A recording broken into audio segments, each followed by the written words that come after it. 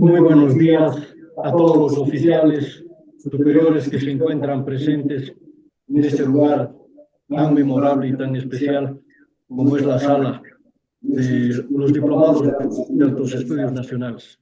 Al mismo tiempo, hago extensivo este saludo a todos los oficiales que están conectados en vía Zoom. Pero particularmente quiero agradecer al coronel diplomado de altos estudios nacionales, don Gustavo Terán Cortés, el presidente del Centro de Diplomados de Altos Estudios Nacionales, por haberme brindado la oportunidad de hacer conocer esta obra que me ha llevado aproximadamente 3 años investigar. Hay muchas cosas que seguramente están en el vacío, pero para eso también hay las ganas y los deseos de continuar escribiendo.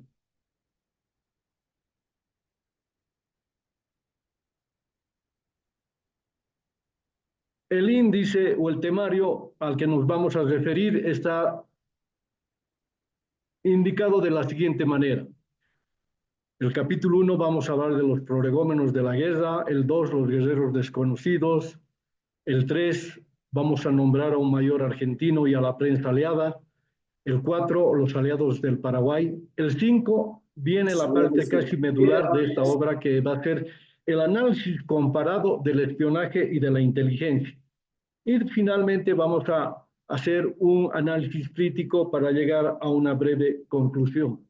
En la fotografía ustedes podrán apreciar, estoy como socio correspondiente de la Sociedad Geográfica y de Historia de Sucre en la terraza de la Casa de la Libertad, junto a la presidenta de esta institución. En la presentación quiero referirme a la parte medular e importante. La guerra es un fenómeno, como ustedes están viendo en este momento. En pleno siglo XXI tenemos el problema de Ucrania, el problema de Medio Oriente, donde Israel se está enfrentando a Hamas en la franja, a Hezbollah en Libia, a los Hutis en Yemen, con Irán, con las milicias chiitas de Siria e Irak. Lo que nos hace ver que no es un problema solamente militar, sino que abarca los campos político, diplomático, económico, tecnológico, social y militar. Ya han debido escuchar en las diferentes noticias, en la parte del tecnológico, cómo el Mossad actúa contra los grupos terroristas de Hezbollah y de Hamas a través de los buscapersonas, la tecnología. Y en la parte social, en varias partes del mundo, ya estamos viendo cómo se están moviendo en contra de la guerra de Medio Oriente. Todo esto nos debe llevar a la reflexión de que el siglo XX, durante los primeros 50 años, fueron capitales para el establecimiento de los servicios de inteligencia. No se identifica estructuras de inteligencia consolidadas entre 1914 y 1945. La historiografía sí nos permite realizar un estudio de las redes de espionaje. Ya en 1925, el Paraguay contó desde antes del inicio de la guerra con una red estructurada de espionaje que se desenvolvía en la Argentina, en Bolivia, en Chile y en otras latitudes del planeta, particularmente en Europa, para frenar y boicotear la compra de armamento que estaba realizando Bolivia. A Bolivia llega el encargado de negocios del Paraguay, que es el señor Benjamín Velilla. Llega a La Paz en primera instancia como secretario de la embajada. Después llega a ser encargado de negocios para finalmente el año de 1926 ser ministro plenipotenciario de esta legación. Llega y forma parte de la conspiración internacional desde las esferas políticas, diplomáticas, militares, empresariales, tanto de la Argentina, paraguayos, españoles, canadienses, que se ocupan de garantizar el apoyo y el dominio frente a Bolivia. Para eso juega un papel importante la empresa de Casado. Y Puerto Casado, que son las instalaciones argentinas, se convierte en el puesto comando de Estigarribia. Miren, escuchen, y es paradójico esta situación.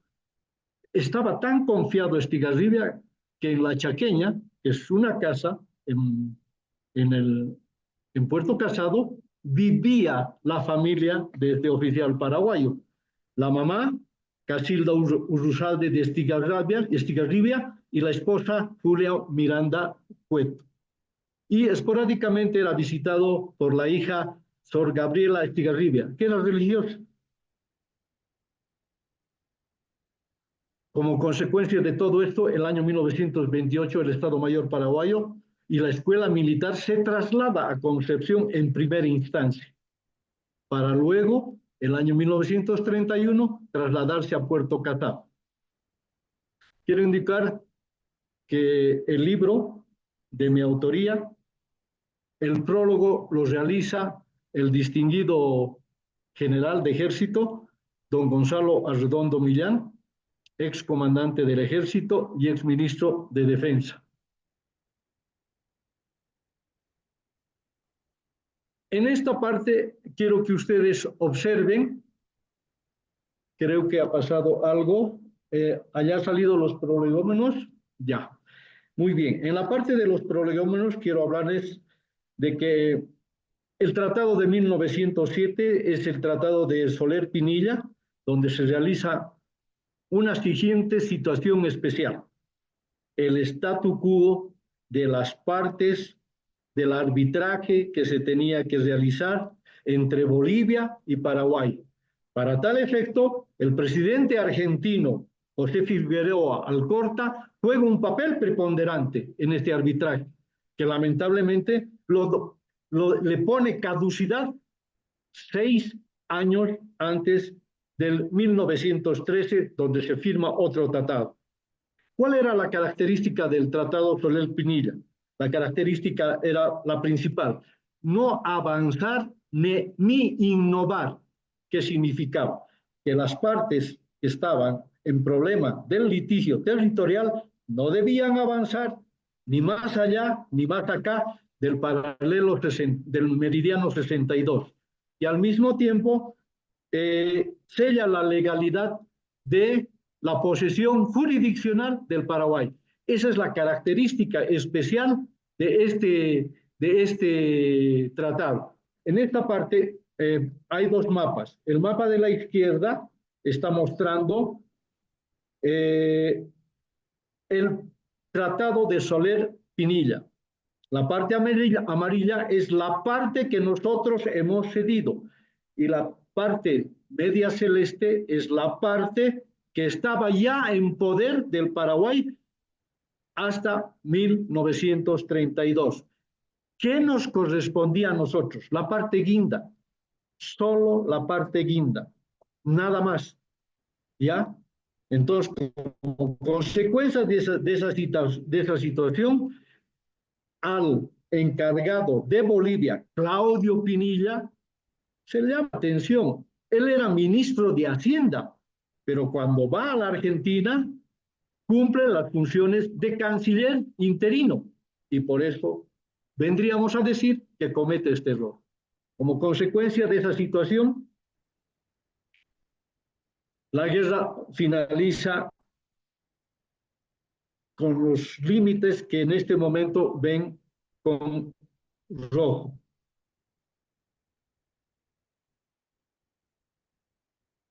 Y la flecha señala: durante los últimos años el Paraguay ha venido con la intención de quererse apoderar de un territorio más que no había podido conquistar en la guerra, porque después de la batalla de Villamontes comenzamos a hacer retroceder a los paraguayos. Bien, en este momento estamos viendo unos personajes importantes. El primero, de la izquierda hacia la derecha, es el teniente Edmundo Tobé, que era el ayudante de Estigarribia. Después Pedro Lara, el auditor de guerra, el coronel Rolón, jefe de operaciones, el coronel Félix Estigarribia, son los que están en la fotografía. Pero en esta fotografía no están los verdaderos jefes de la inteligencia paraguaya, que eran rusos.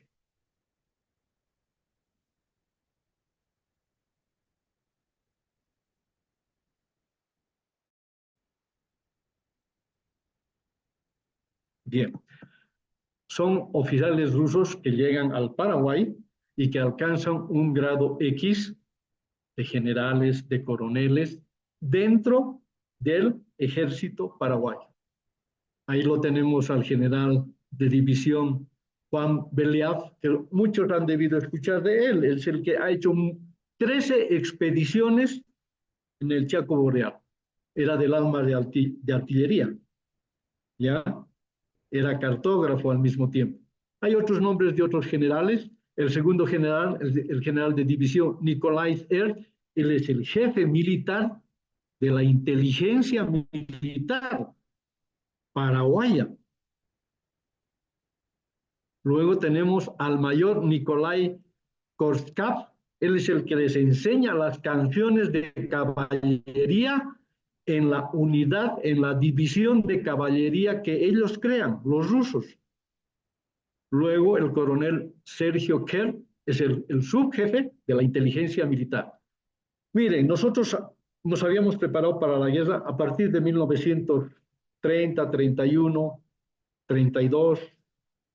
1924 el presidente Eligio Ayala permite la llegada de militares rusos, los cuales modernizan el ejército, restauran la economía y asesoran en la guerra.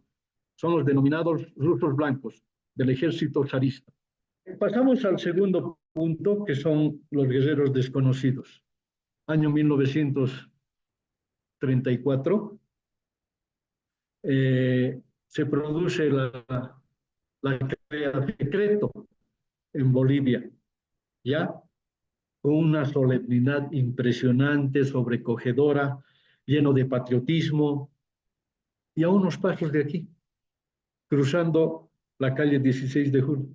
Ahí están unas pollerías y un Farbakov, ¿verdad? ¿Se dan cuenta? En los altos, ahí nace el servicio secreto, ¿ya? Hacen un ritual, un juramento de indicar los secretos que no deben avisar ni a la familia, ni las actividades a las que están realizándose. Nace tarde, es verdad, 1934, sin experiencia, con muchos obstáculos. Uno de los obstáculos era el financiamiento. Para hacer inteligencia se necesita dinero, ¿no?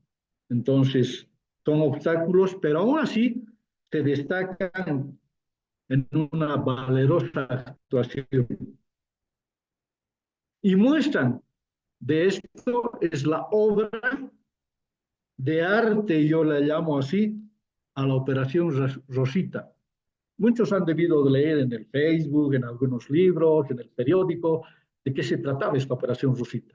Como valientes mujeres como Elvira Llosa, la esposa de Raúl Salmón, después la ñata Morales, Rosita Ponte, se hacen pasar de comerciantes peruanas para desplazarse en primera instancia a la ciudad de Potosí y de Potosí ir hacia Tupiza, ocultarse en esta casa que van a ver a continuación, ocultarse ahí. Esa casa tiene un Burgen, pertenecía a... En la parte de los varones está Gastón Velasco Carrasco junto con el alemán Carlos Ackermann.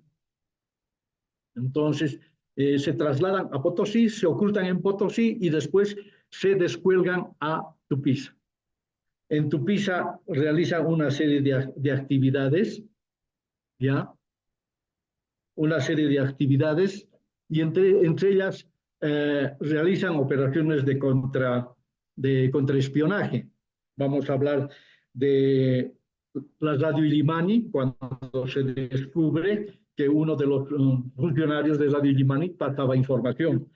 Aquí hablábamos con el oficial, había un señor que vendía corbatas en San Francisco, pero era el capitán Frack, el que pasaba información sobre el movimiento de tropas, sobre la parte política, sobre la parte económica de Bolivia. Y como estaba en la sede de gobierno, con mayor razón. Después, otra operación importante, podemos indicar que viene la operación a José Rossini. Es un periodista que se traslada a La Quiaca. En La Quiaca está trabajando, pero continuamente obtenía información de las operaciones que se estaban realizando y cómo cruzaban las unidades militares hacia el Chaco. Entonces, es el jefe de fronteras, Lecoña, el que lo detecta y después secuestra. Eso no van a leer en la historia para hoy. No está. Como la operación Rosita, tampoco está. Esas cosas no mencionan. ¿Ya? Y yo digo con fundamento, porque aquí está el libro del Servicio de Inteligencia Paraguayo. Dice, el Servicio de Inteligencia Paraguayo en la preguerra del Chaco. Y en base a esto también me ha servido de estudio para determinar qué actividad ha dado en nuestro territorio. Bien, dentro del personal que se destaca para nosotros, los bolivianos, está el coronel Fernando Garrón Paravicini, no sé si tal vez pariente de alguno. Después, junto a ellos están los coroneles Víctor Acosta, Magia España, Julio Lizarazu, y es el mayor Julio Arano Prado el que se hace finalmente del servicio secreto hasta finalizar la guerra. No hay, él es el que hace incluso las denuncias de lo que estaba ocurriendo en ese momento cuando se hace cargo. Y entre esas denuncias está de que la información no llegaba directamente al Departamento Segundo, llegaba al Rotary Club de Oruro o a la prefectura de Potosí, pero no llegaba a nuestro Departamento Segundo. Y entre los varones está Gastón Velasco, las mujeres Rosita Ponte, Cristina Velasco, Chabela Reyes, Lañata Morales y Zoraida Alcoreza, que por lo que he podido verificar, vendría a ser la pariente del general Carlos Alcoreza Melgarejo, comandante del ejército y también comandante del grupo de artillería en Viacha. Ya, aquí lo tenemos a don Gastón Velasco Casasco, Patricio Paseño, se ha destacado actividades del espionaje que ha realizado, ha sido distinguido con Caballero de la Orden de las Fuerzas Armadas, el Sol del Perú, y en marzo del 2000, el 21, cuando recibe su última condecoración, 2 semanas después muere. A su derecha está Rosita Aponte Moreno, que es parte de la Operación Rosita, ¿no? Hacen una historia ficticia, como les había dicho. ¿Qué es lo que querían? Hacer conocer su gastronomía y su folclore peruano para enamorar a los oficiales paraguayos y obtener informaciones. Ese es lo medular de la Operación Rosita. Y mientras están haciendo ese enamoramiento, don Gastón Velasco y el alemán Carlos Ackermann se entran al consulado paraguayo. Carlos Ackermann, para conocimiento de ustedes, distinguidos oficiales presentes y todos los que me están escuchando, es el precursor de las llaves Yale del Perú.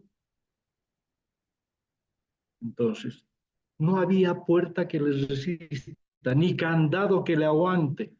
Y cuando se entran al consulado para obtener información, radiogramas y un montón de cosas. Felices, alegres por haber hecho esa acción especial, una operación especial del espionaje, cometen un error. Y esto me lo cuenta don Ricardo Sanginés, periodista, que tuve la oportunidad de entrevistarlo en la zona sur, en un café de la zona sur, que cometieron el error de escribir Viva Bolivia. Entonces ahí recién se dieron cuenta de que habían sido violentados sus candados y sus chapas para ingresar al consulado. Bien, por favor, la siguiente.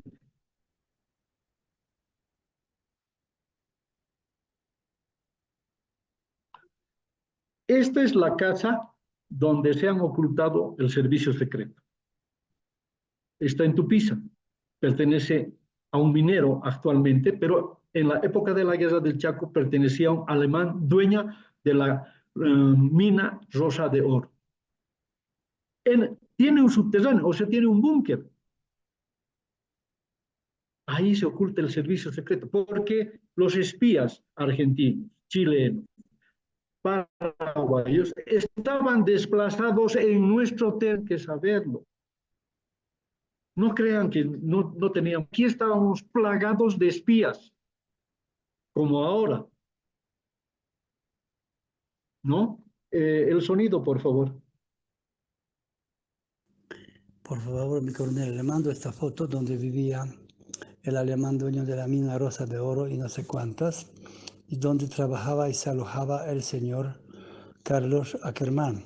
Tengo una señora y su teléfono que vive al frente, que su papá era minero, conocía perfectamente esta casa.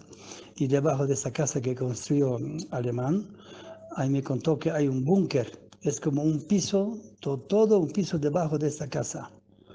Ahí para cosas importantes, yo nunca sabía esto, mira. Y ella puede darle información de Ackerman y de todo. La pistola Mauser que yo tengo seguramente era de este alemán, como le dije, de la mina Rosa de Oro, y usaba con seguridad Carlos Ackerman. Mira, ¿qué le parece? Así son cosas. Muchas gracias. A ver si me responde si no duerme. Que viva Bolivia, carajo.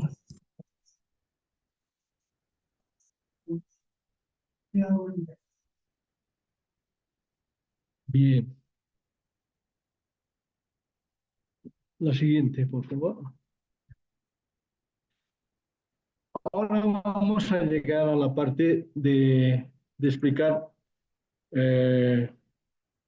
por qué puse en mi exposición al mayor Guillermo Hanneberg y a la prensa aliada. El mayor Hanneberg juega un papel preponderante en lo que se llama la parte militar, a la cabeza de los agregados militares y el papel de las relaciones internacionales. ¿Qué significa eso? ¿Qué significa eso?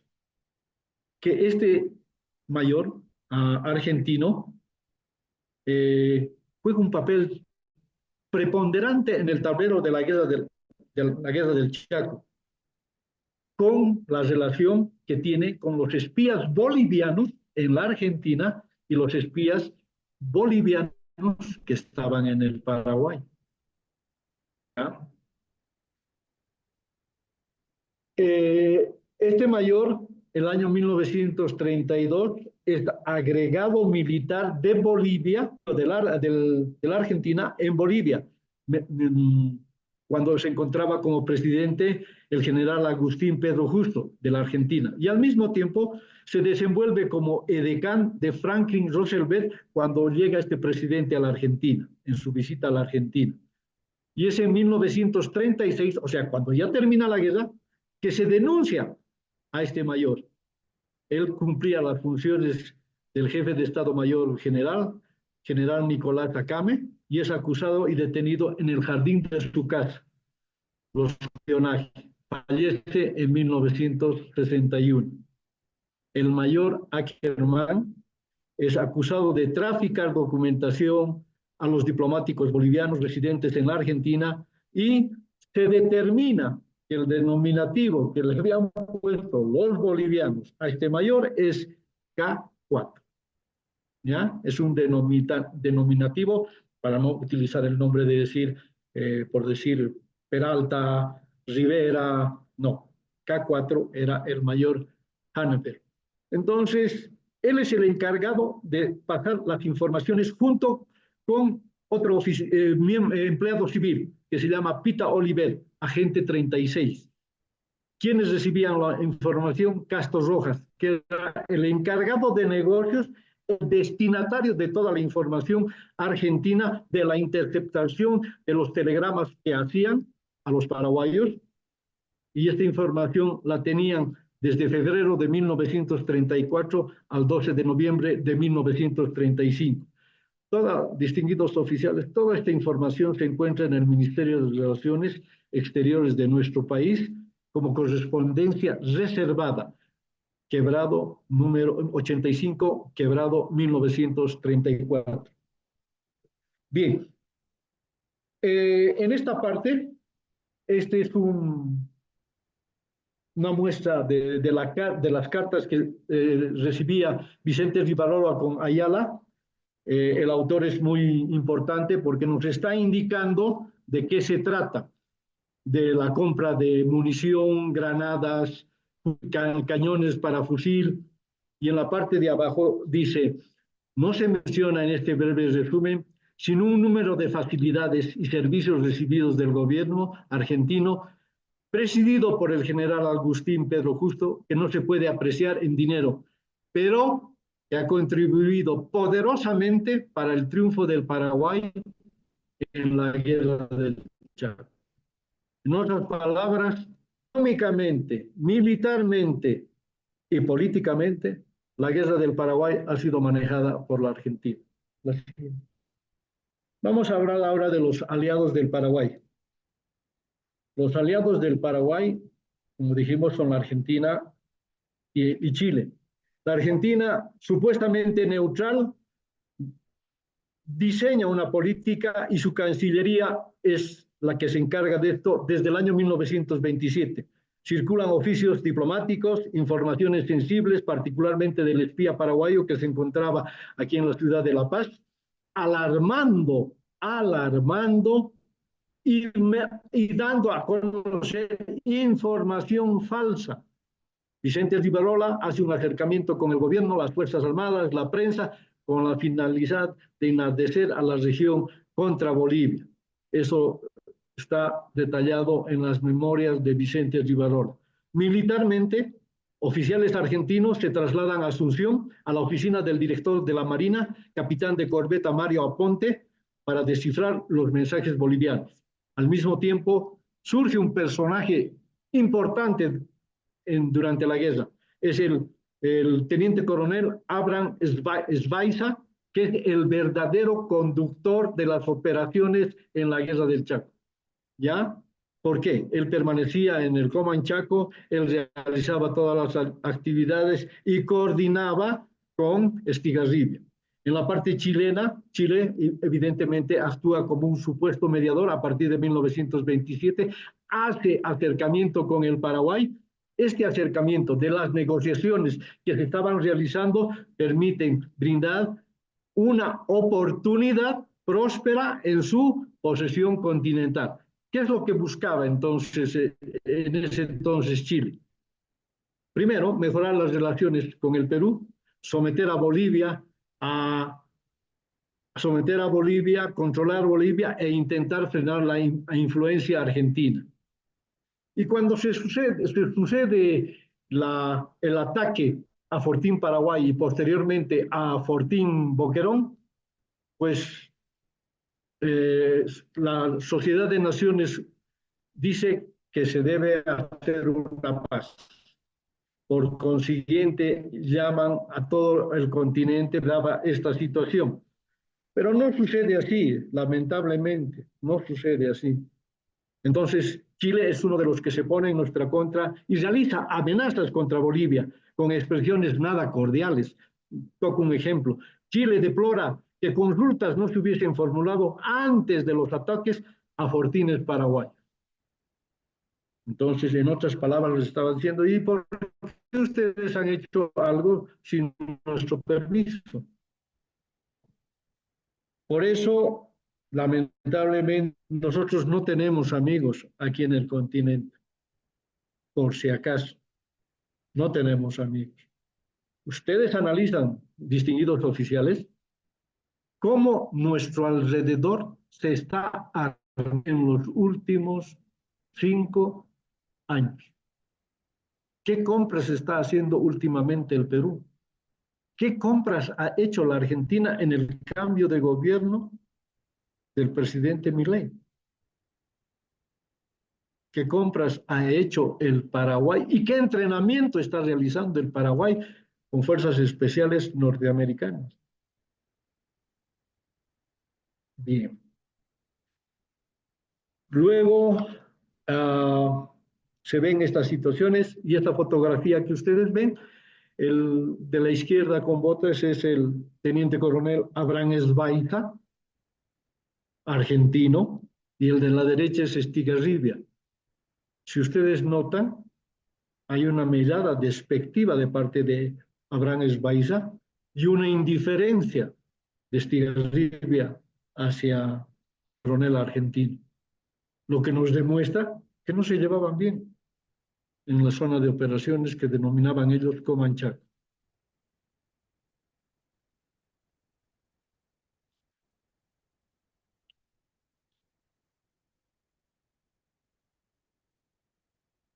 En cuanto a la prensa, podemos indicar que hay diferentes cartas al periodista, del periodista Wenceslao a la Cancillería Argentina, particularmente al señor Carlos Saavedra Lamas.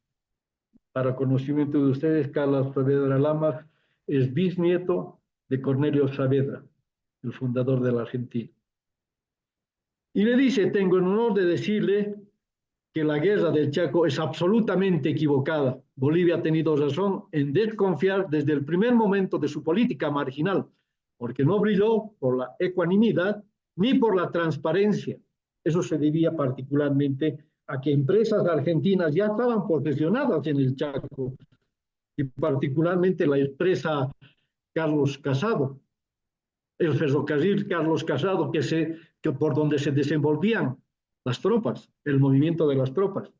Luego el periódico El Clarín da un duro título donde dice Secretos de la Guerra del Chaco, por el periodista Rogelio García Lupo. Este es el comentario del año 2000. Él habla particularmente de la venta de armas, espionaje, operaciones militares, apoyo económico y sanitario, que instalan un escenario de conspiración internacional contra Bolivia. Para 1928, ¿qué es lo que pensaba Vicente Rivarola de nosotros? Él decía, será un foco de incalculable amenaza y perturbación para la paz del continente si dejamos que Bolivia crezca y obtenga poder. Al mismo tiempo, los aliados, ya sea paraguayos, digo, argentinos y chilenos, escribían en la correspondencia de sus periódicos. El equilibrio continental y la tranquilidad americana requiere el encadenamiento y encierro de Bolivia a las cumbres andinas. Bolivia debe reducirse a la puna andina, su natural habitáculo. Y eso es lo que está sucediendo en este momento. Dense en cuenta cómo se encuentra Bolivia. ¿Qué nos pone de pretexto Chile cuando han llegado los barcos petroleros para descargar los carburantes a nuestro país? Nos indican que la marea, que no se puede, que Sica no tiene las instalaciones, las conexiones necesarias para realizar todo esto. Eso es lo que están haciendo. Y en cuanto al Paraguay, pues sencillamente 200 empresas de Santa Cruz se han trasladado al norte paraguayo. El Producto Interno Bruto de ese país. Chile, en el transcurso de la guerra, proporciona armas y se las traslada a través del guardacostas argentino San Martín. Ahí lleva producto del mercado negro. Producto del mercado negro. ¿Y quién estaba encargado del mercado negro? El teniente coronel Abraham Esbaiza, de nacionalidad argentina. Y Chile, a partir de 1978, hace el control de nosotros, de Bolivia. Este es un libro que es importante que ustedes traten de verlo, de leerlo, porque muestra muchas cosas importantes.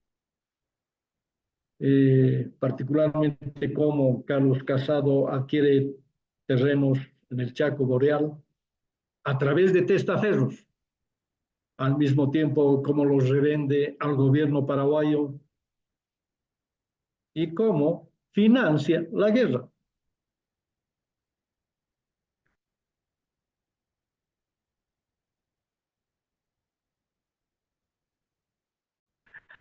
Bien, en la parte de la estructura del espionaje, le vamos a decir que entre 1914 y 1945, la historiografía estudia redes de espionaje que aportan a la inteligencia. ¿Cómo aportan?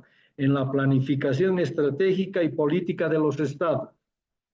El análisis comparativo de la inteligencia versus el espionaje nos permite ver que la guerra del Chaco conforma un horizonte de múltiples redes de información, de captación, de distribución o desinformación. Y eso es lo que ha hecho el espía, Velilla en La Paz, desinformar, alarmar a su gobierno.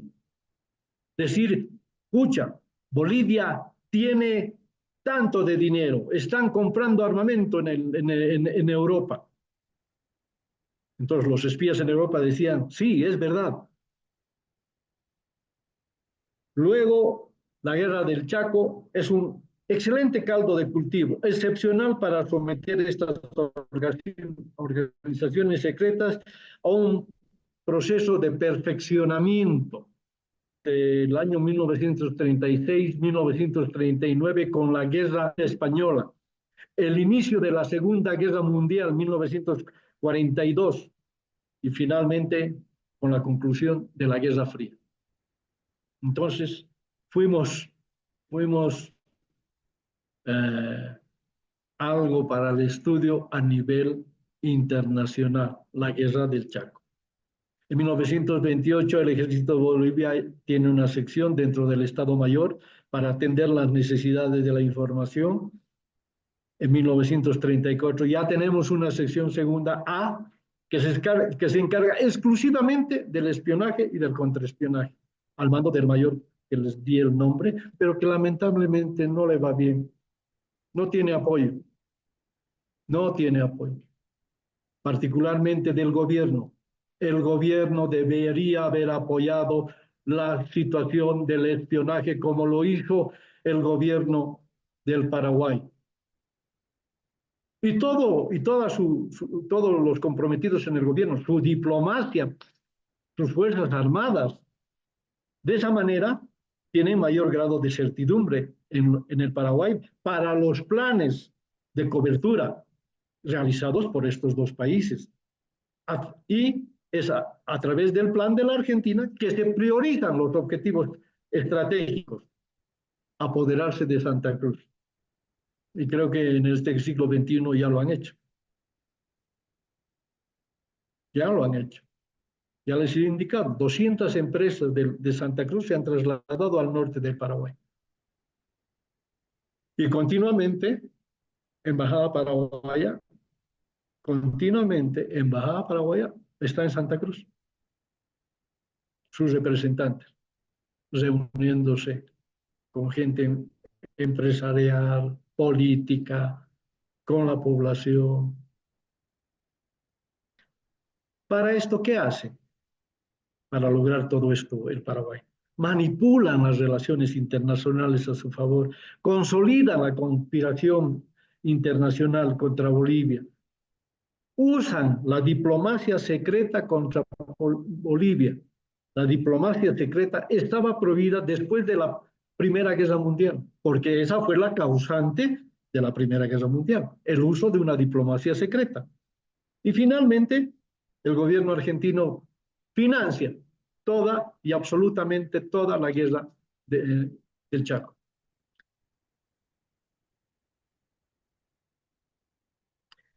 Dentro del análisis que tenemos que hacer, análisis crítico para este siglo XXI, me he permitido hablar de Sun Tzu, estratega militar del siglo V antes de Cristo, que dice: un Estado rico, un ejército fuerte.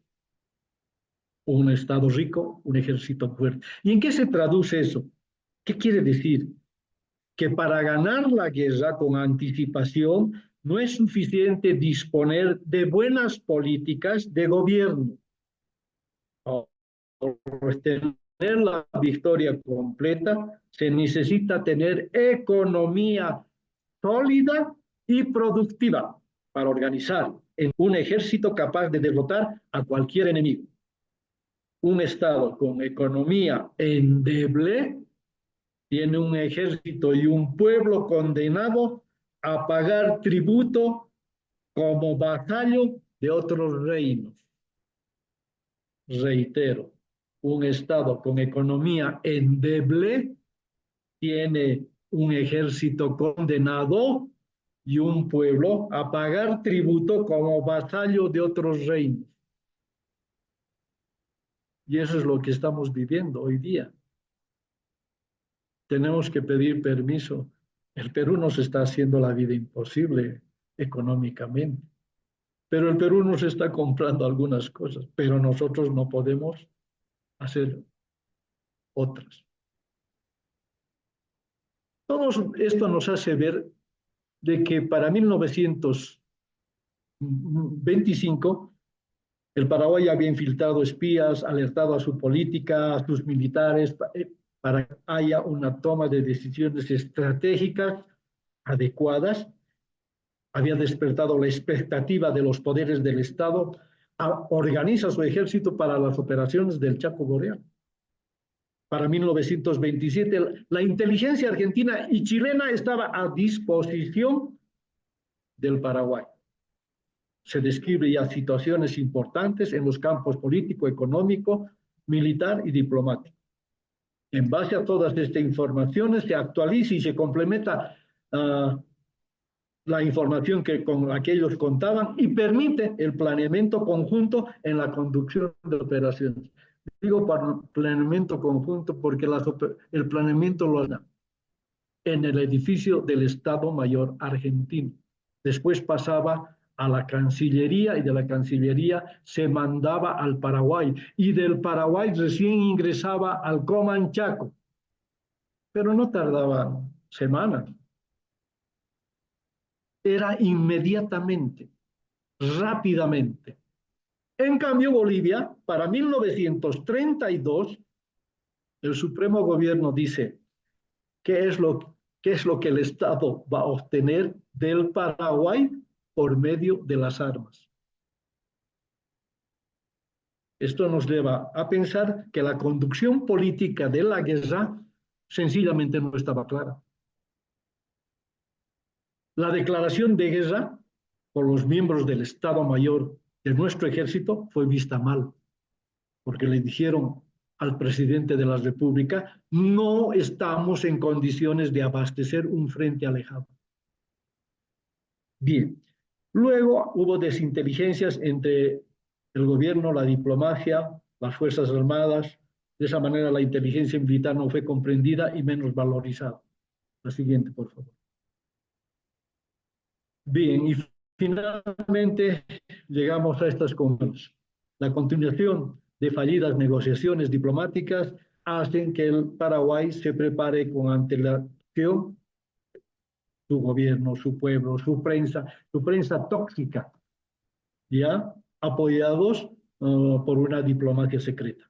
El Tratado Soler-Pinilla de 1907 tiene un candado, impide a Bolivia avanzar más allá del meridiano 62, cuando sella la legalidad de la jurisdicción paraguaya en el Chaco, basado en el laudo AIS de 1978. En 1928 hay una movilización general, ¿sí?, con el apoyo argentino, secreto, en la área económica, sanitaria, de inteligencia, espionaje, a la cabeza del operador principal, su presidente del argentino, Agustín Pedro Justo. Chile, con su canciller Conrado Díaz Gallardo, en Asunción, hay una calle que lleva su nombre, entrega información reservada al Paraguay de la situación boliviana, tanto en la parte militar como en la parte política. En 1925, Eligio Ayala, sigilosa y mañosamente, hace una campaña para recabar información sobre la penetración de Bolivia en la zona de conflicto. Permite evaluar el abismal estado de preparación militar e iniciar el proceso de reestructuración de su ejército, compra de armas modernas, capacitación de sus oficiales en Europa. De esta manera, el gobierno argentino toma como política el estado de defensa que debería realizar con el Paraguay, a la cabeza de su presidente, su Estado Mayor, su prensa, su pueblo. De esa manera hay un regimiento que entra, el regimiento San Martín, que entra con puros ciudadanos argentinos. El espionaje es su misión, y hay que reconocer, cumple su misión. Él llega a La Paz, se instala en La Paz entre el año 1925 hasta 1927, comienza a obtener información política, económica, militar. ¿Sí? Cuando lo descubren, lo expulsan del país, no lo detienen. Deberían haberlo detenido, pero no lo detienen. Lo expulsan solamente del país. Y para 1929 a 1930, primero, 1928, retorna al Paraguay, ¿sí? Y se hace cargo de la sección de límites de la Cancillería. Pero para 1929 y 1931 se va a Corumbá, y mediante decreto 32.814. ¿Para qué? Para alentar el separatismo del oriente boliviano desde Corumbá. Mediante decreto 33.038 pide 100 pesos en oro para operaciones reservadas con la finalidad de continuar con la separación del oriente boliviano. Muchas gracias. Agradezco a todos ustedes, distinguidos oficiales.